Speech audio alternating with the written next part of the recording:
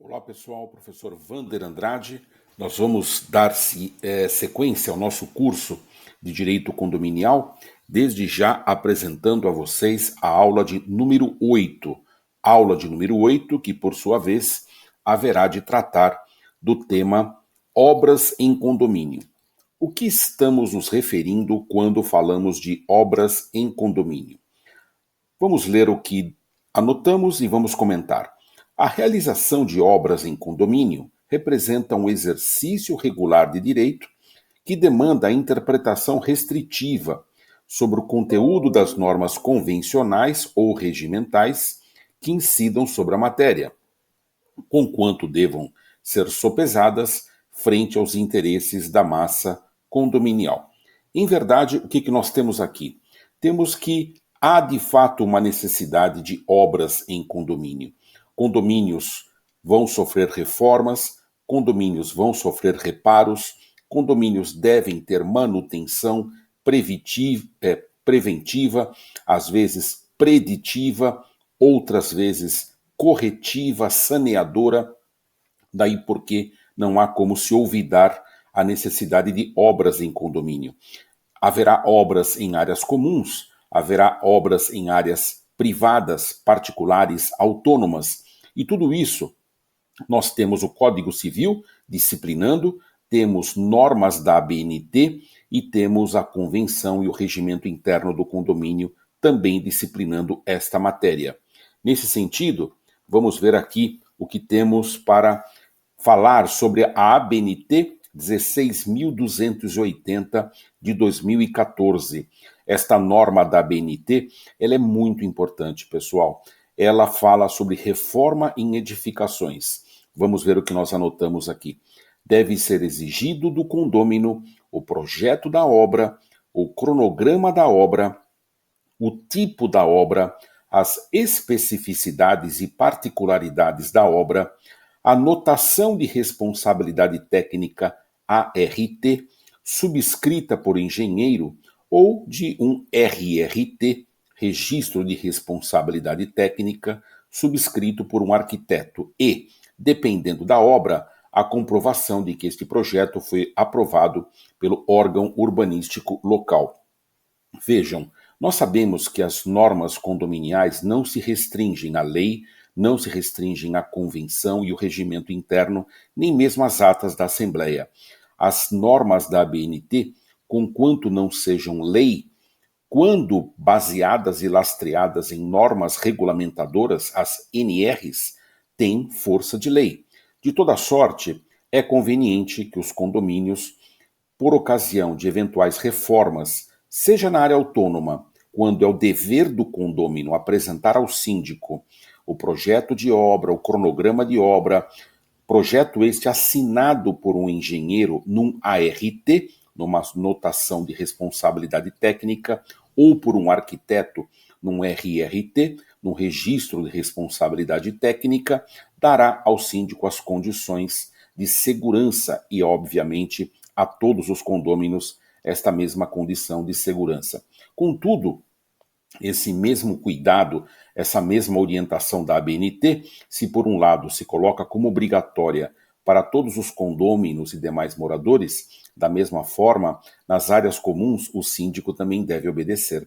Quer dizer com isso que qualquer obra que vá ser feita lá na área comum, na piscina, na churrasqueira, na portaria, no playground, ela deve também seguir os ditames, as diretrizes da norma ABNT 16.280 de 2014, que sofreu uma pequena alteração em 2015, tudo para garantir o máximo de efetividade e o máximo de segurança à gestão condominial no que se refere às obras em condomínio.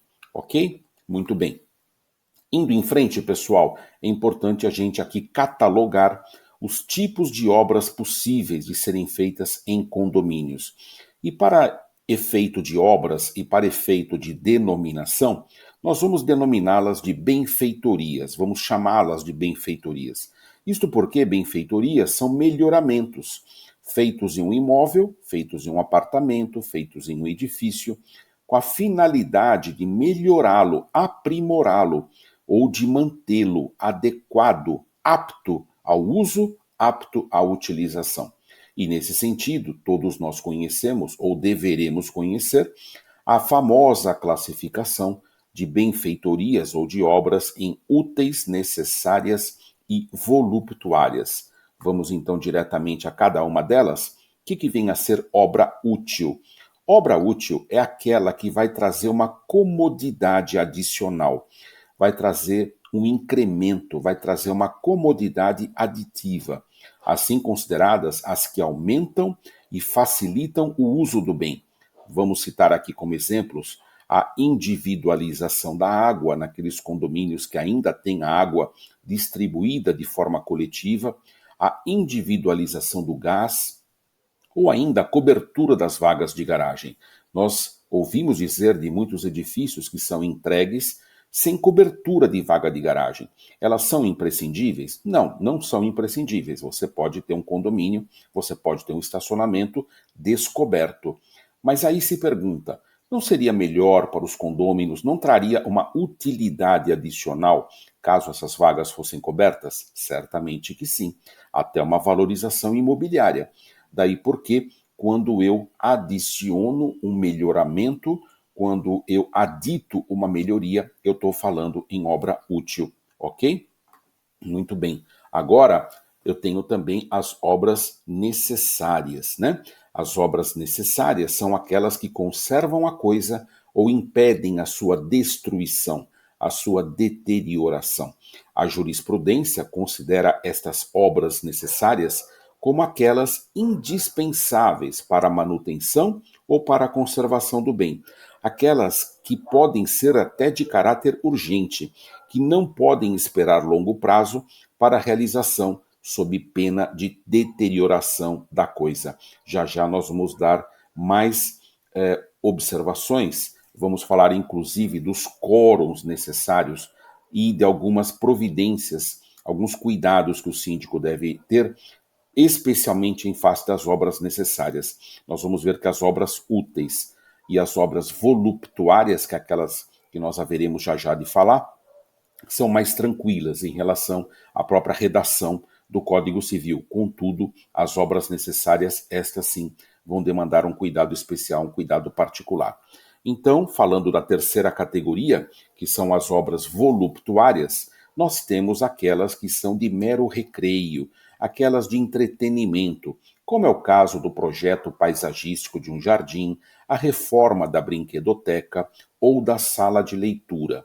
Tudo isso, portanto, pessoal, lembrando, né, a classificação: obras necessárias, obras úteis, obras voluptuárias. Vimos que as úteis são aquelas que vão trazer um incremento da melhoria, vimos que as necessárias são aquelas indispensáveis à manutenção do edifício, e vimos que as voluptuárias são aquelas que vão trazer um acréscimo no sentido de proporcionar uma área de recreio, no sentido de proporcionar uma área de entretenimento, como é o caso de uma piscina, como é o caso de uma área de leitura e assim por diante, ok?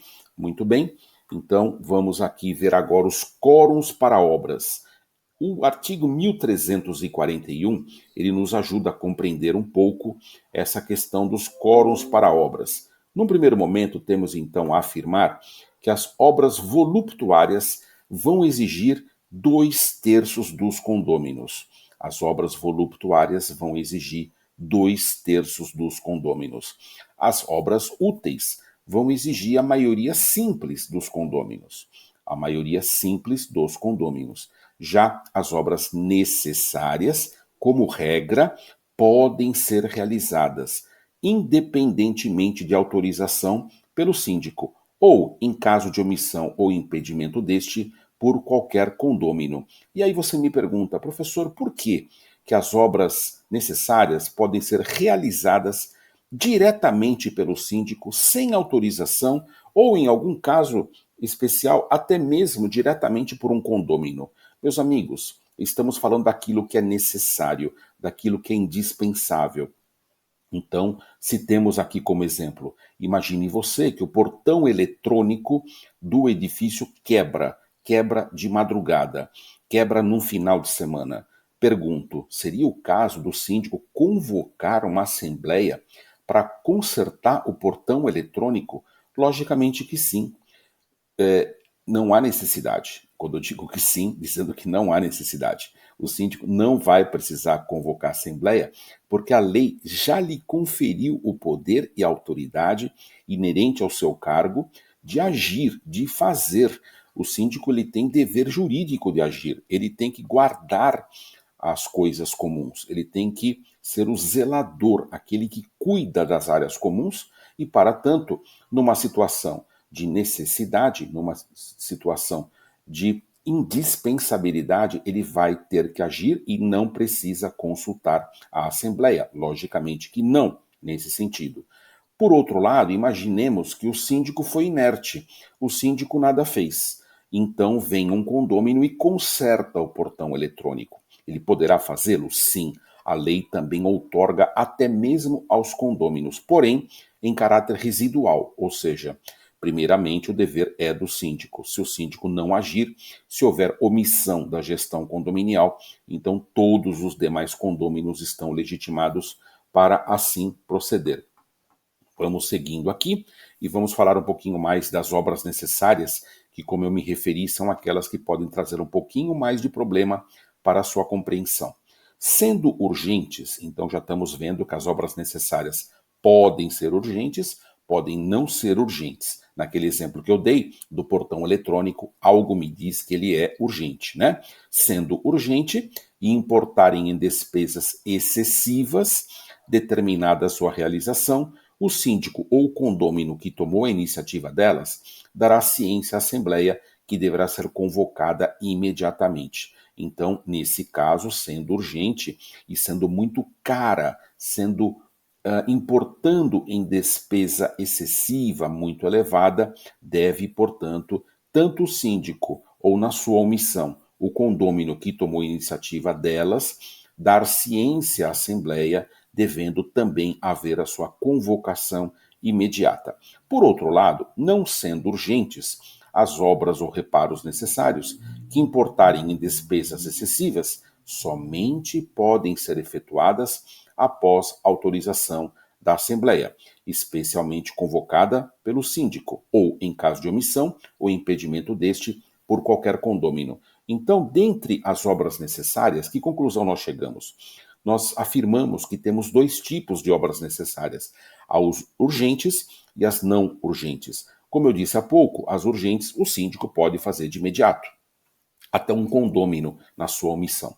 Contudo, pode acontecer do reparo necessário. Imagina que foi a colisão de um carro no muro do condomínio, destruiu o muro do condomínio e ali arrebentou a portaria e vai ter que ser feita uma obra e isso vai ficar bem caro. E nesse caso, pessoal, o síndico pode fazer essa obra, mas ele vai ter que convocar uma assembleia para dar imediata ciência à coletividade do fato ocorrido e da necessidade de empenhar uma despesa elevada.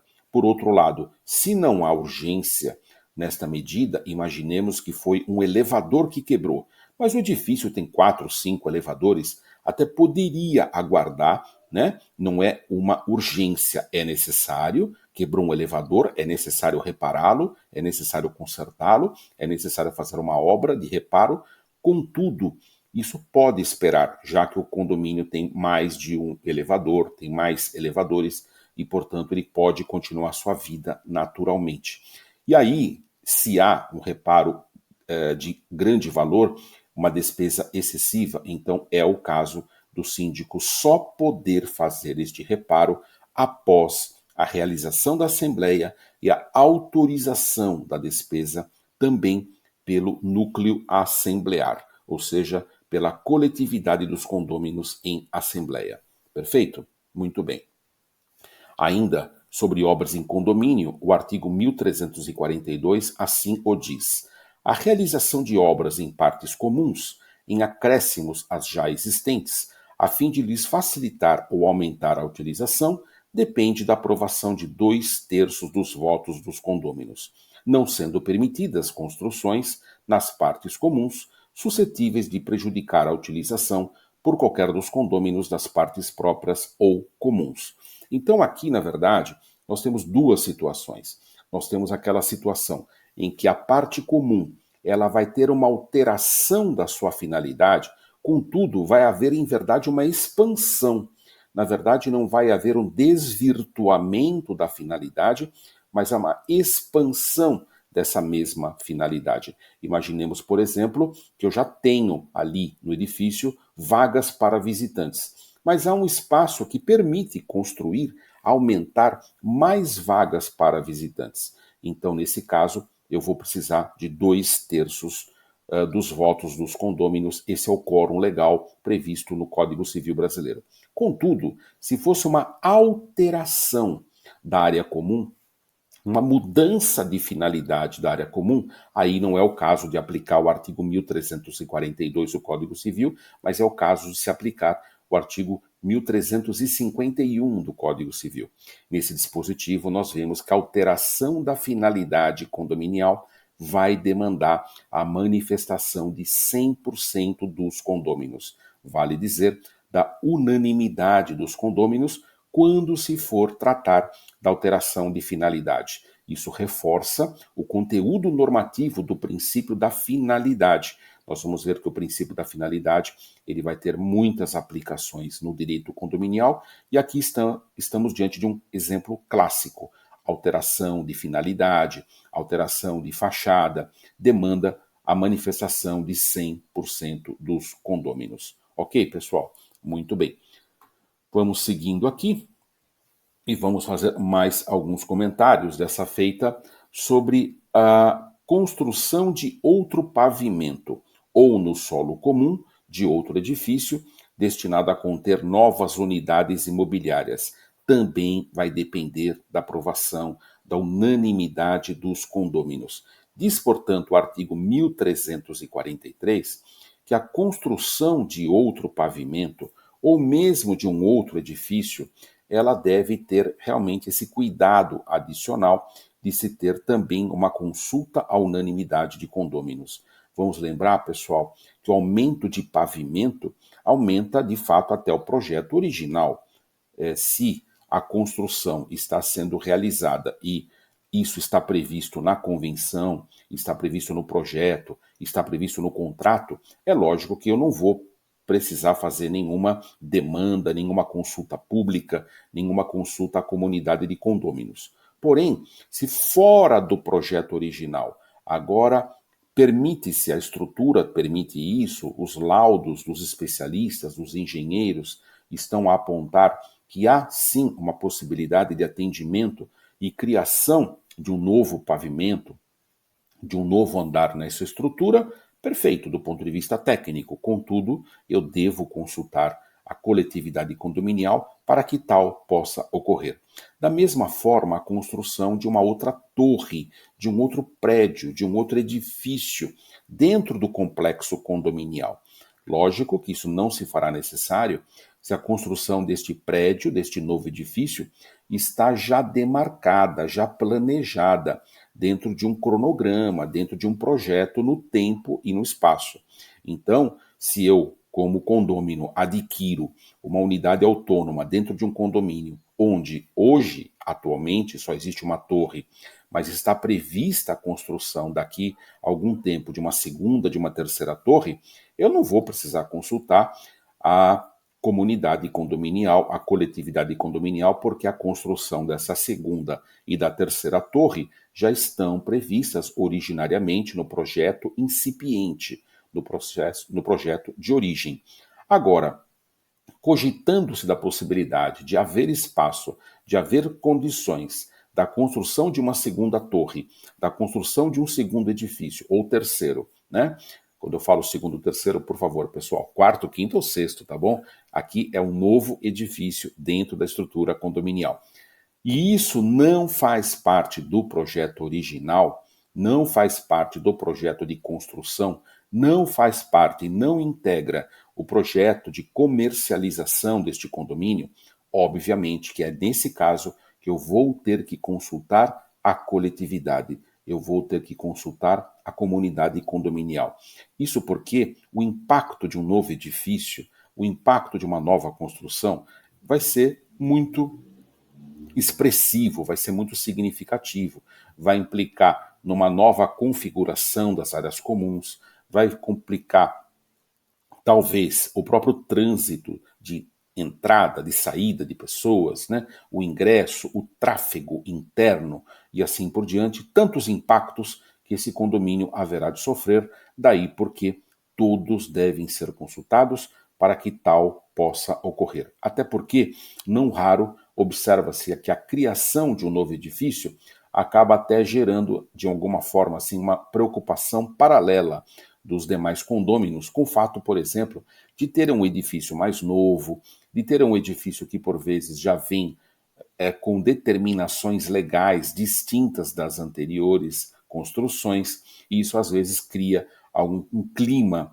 não muito amigável, não muito amistoso dentro da coletividade condominial. Perfeito? Muito bem.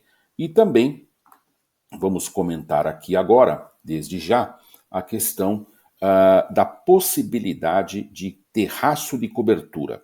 Diz o artigo 1344 do Código Civil que ao proprietário do terraço de cobertura incumbem as despesas da sua conservação, de modo que não haja danos às unidades imobiliárias inferiores.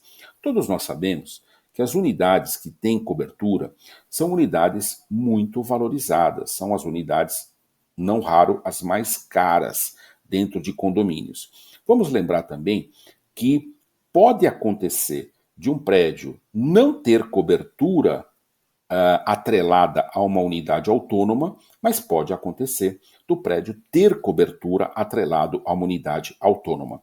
Então nós vamos ter duas situações. Se porventura aquele edifício ele tem uma cobertura já prevista na sua comercialização, no seu projeto original, então quem compra essa unidade já compra a cobertura, já compra o último andar e já compra também o andar superior, imediatamente superior.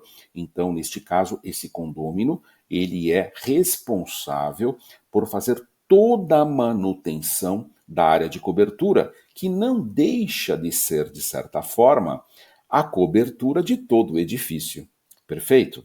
Agora, pode acontecer desta unidade ter sido comercializada sem que aquela última unidade pudesse usufruir da cobertura.